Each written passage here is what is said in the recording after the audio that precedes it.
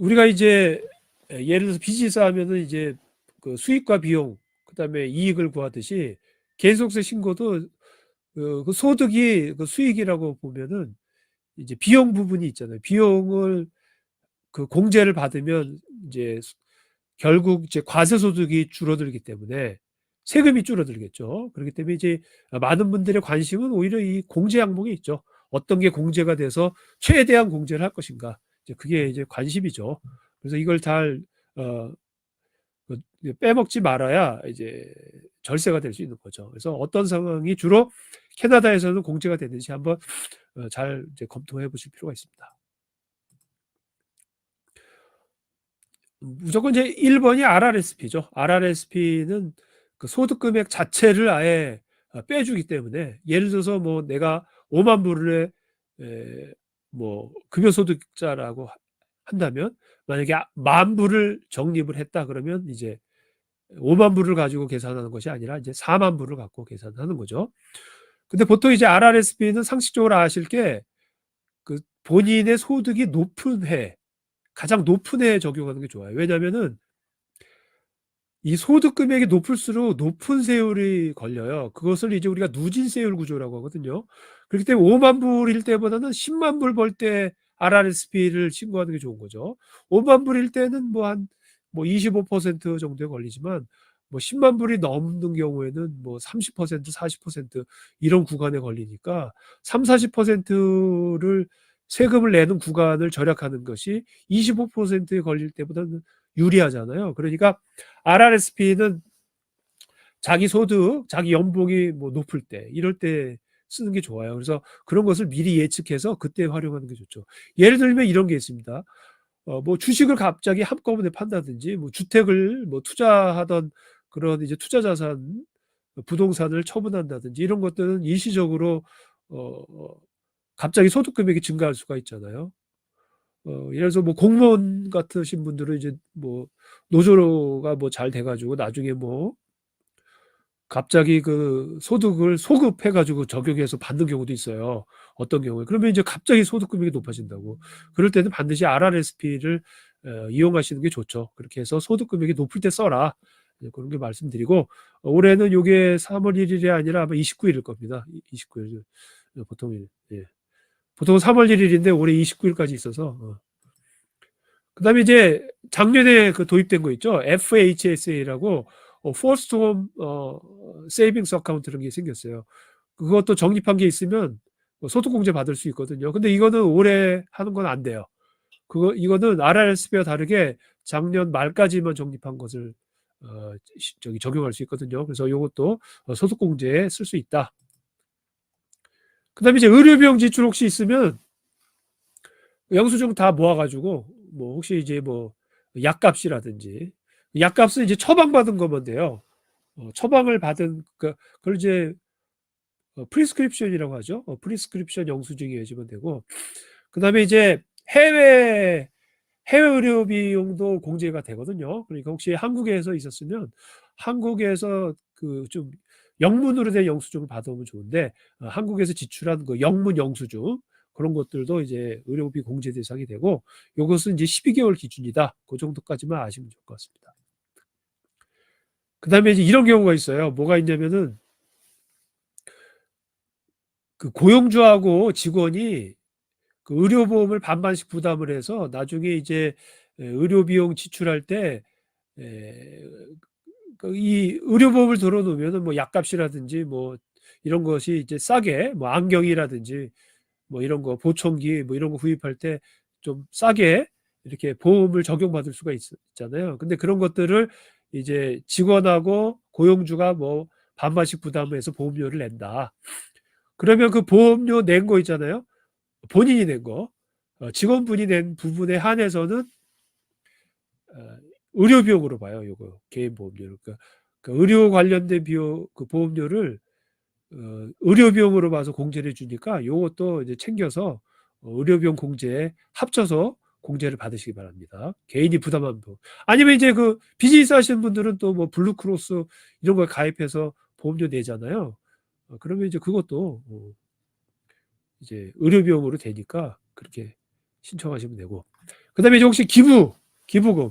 주로 이제 교회 같은 데 다니신 분들은 이제 교회나 성당 같은 데 기부도 하시고, 또 이제 자선단체, 또 이제 저 같은 경우에는 이제 제가 에드먼튼 한국어학교하고 그다음에 에드먼튼 그 장학재단, 이제 장학금 주는 이제 거기에 이제 자원봉사자인데, 거기도 보면은 이제 기부금을 받을 수 있는 그런 단체예요. 그래서 혹시 그런 기부 단체에다가 기부금을 기부를 하신 분이 있다면은 반드시 영수증을 받으세요. 그러면 그 영수증을 이제 세금 신고에 공제해 주거든요. 그 기부금에 대한 것들을. 그러니까 반드시 챙기시는 게 좋고, 반드시 그러한 이제 기부 단체는 CRA 등록이 돼 있어서 RR 번호라는 게 있어요. 그래서 뭐뭐뭐 RR 0001 이런 번호가 있어요. 그 번호가 있어야지만 공제가 돼요. 아무런 일반 기부 단체라고 하면서 기부를 받았지만 이런 영수증을 발행해 주지 못하는 단체에서는 그 개인 기부하신 분이 공제를 못 받아요. 그러니까 항상 그 기부를 하실 때도 그 단체가 CRA에 등록된 단체인지를 확인하시는 게 중요하죠. 그다음에 이제 차일드 케어라고 해가지고 이제 맞벌이 부부이신 경우에 이제 아이들을 보육 기간에 맡기면은 어떤 그 차일드 케어 익스펜스가 나가잖아요. 그러면 이제 그 보육 기간에서 또 영수증을 끊어줄 거예요. 그래서 그 영수증, 심지어 그 내니가 있다. 한국말로는 가정부라고 해야 되나? 그래서 내니를 고용을 한 경우에는 그 내니한테 지급한 것도 사실은 청구가 돼요. 근데 그것도 영수증을 받으셔야 되고, 그 영수증에는 그 사람 내니의 경우에는 개인이잖아요, 개인이니까 신번호를 기재해서 이제 제출해야 되죠. 그러면 이제 그것도 비용 처리가 돼요. 예. 그다음에 이사 비용. 이사를 만약에 내가 40km 이상 이동이 됐다. 그러면 이사 비용이 또 공제가 되는데, 주의하실 게 이사를 한 이후에 새로운 직장이나 비즈니스에서 발생한 소득의 범위 내에서 공제가 돼요. 근데 이사는 했는데 새롭게 어떤 발생한 소득이 없다 그러면 공제가 안 되죠. 그러니까 이사를 한 이유가 새롭게 어떠한 직장으로부터 소득을 발생시키거나, 아니면 비즈니스를 해가지고 돈을 새로운 그 비즈니스를 통해서 벌 목적으로 이사를 한 경우만 되기 때문에, 이사를 할 때라도 이런 소득이 발생해야지만 공제가 된다. 또 아셔야 되고. 그 다음에 이제 이민 초기에 많은 분들이 이제 그 직업을 얻기 위해서 여러 가지 전문 프로그램들을 이수를 하잖아요.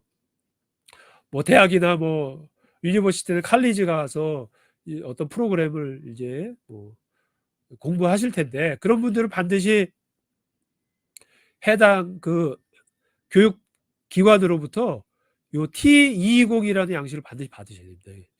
이것은 이제 보통 이제 그 대학 사무실에서도 발행해 주고, 아니면은 본인의 그 듣고 계신 그 대학의 홈페이지에 들어가면은 다운로드 받으실 수 있어요. 보통 이제 이런 대학 같은 데 가면 이제 스튜던트 번호가 부여가 되잖아요. 그러면 이제 그 스튜던트 번호를 해가지고 이렇게 입력을 하면은 그 대학 사이트, 자신의 그 대학 어떤 그 여러 가지 정보를 확인해 보기 위해서 그런 이제 대학에 로그인을 할 수 있는데, 거기 보면은 그 세금 파트에 가면은 요게 다 달려 있어요. 업로드가 돼 있어요. 그래서 거기서 다운로드 받아가지고 이제 요것도 이제 세액공제를 받을 수가 있으니까 반드시 이걸 해놔야 되고. 세액공제, 근데 이거는 요게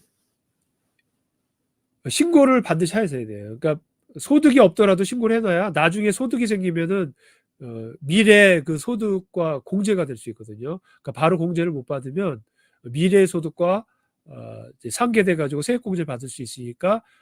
근데 이걸 미리미리 그 해에 신고를 해놔야 돼요. 그 해에 신고 안 하고 한꺼번에 신고할 수가 없어요. 그러니까 2023년 등록금은 2023년 세금 신고에다 신고를 해놔야지, 그걸 안 해놓다가 2024년에 한꺼번에 할 수가 없어요. 그렇기 때문에 2023년 등록금은 2023년 세금 신고, 2024년 거는 2024년, 이렇게 해서 매칭을 해서 신고를 해놔야 돼요. 그렇게 해서 그게 신고를 해놓으면은 소득이 없더라도 크레딧으로 계속 이월이 돼요. 그래서 나중에 소득이 생기면 할 수 있고, 그리고 예를 들어서 뭐 부모나 배우자가 혹시 소득자가 있으면은 5,000불까지 트랜스퍼를 해줄 수가 있어요. 그러면 자기의 그 학자금에서 5,000불을 뭐 소득이 있는 배우자 또는 소득이 있는 부모님 등이 대신 소득 세액공제를 받을 수가 있으니까 그런 사항들도 알고 계신 게 좋습니다.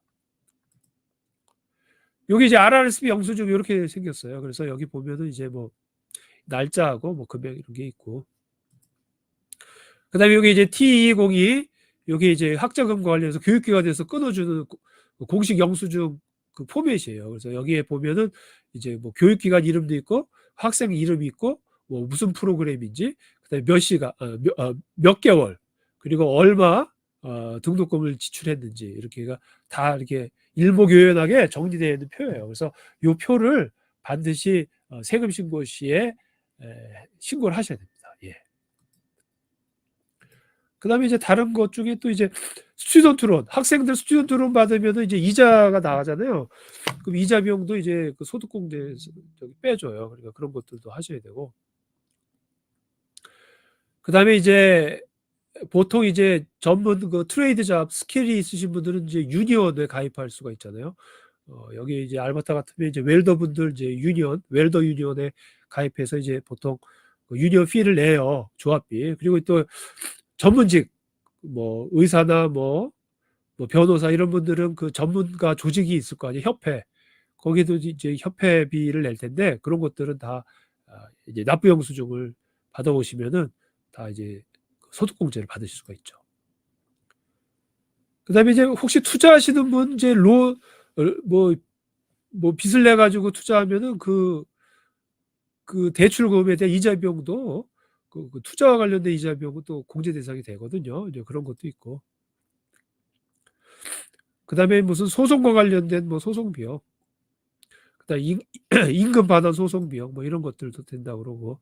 그다음에 이제 그 혹시 이제 부양 가족 중에 이제 장애자가 있으신 분들은 이 장애인 세액공제가 있거든요. 그래서 요거는 그 의사의 서명이 필요해요. 그래서 의사가 서명된 자료를 보내면은 거기 몇 년간 자동으로 이제 세액공제를 받으실 수가 있으니까 요것들도 한번 확인해 보세요. 이제 해당되시는 분들은. 그다음에 이제 여기 캐나다 북쪽이 좀 춥잖아요. 그래서 북부 지방이라고 해가지고 좀 높은 지역에서 거주하신 분들은 이런 공제가 있습니다. 그다음에 이제 2023년에 만약에 첫 주택을 구입하신 분이 있다. 그러면 만불에 대해서 세액공제를 받을 수가 있으니까 그 세액공제 받으시면 될 것 같고. 그다음에 이제 급여 중에 본인이 이제 뭐 실비로 고용주를 위한 고용주를 위해 또는 회사를 위해서 개인이 지출한 비용에 대해서는 고용주가 인정을 해주면 본인이 그 비용 처리를 할 수가 있어요. 원래 급여 소득에 대해서는 급여 비용이라는 게 없기 때문에 비용 처리할 부분이 없는데 고용주가 확인을 해주면은 일부 비용은 이제 비용 처리가 될 수가 있거든요. 그런 부분들이 있어요. 그래서 그거는 이제 고용주 서명된 자료가 필요합니다. 그래서 그런 거, 그걸 이제 T220이라고 하는데 그런 자료를 받아오시면은 이제 공제를 받을 수가 있죠.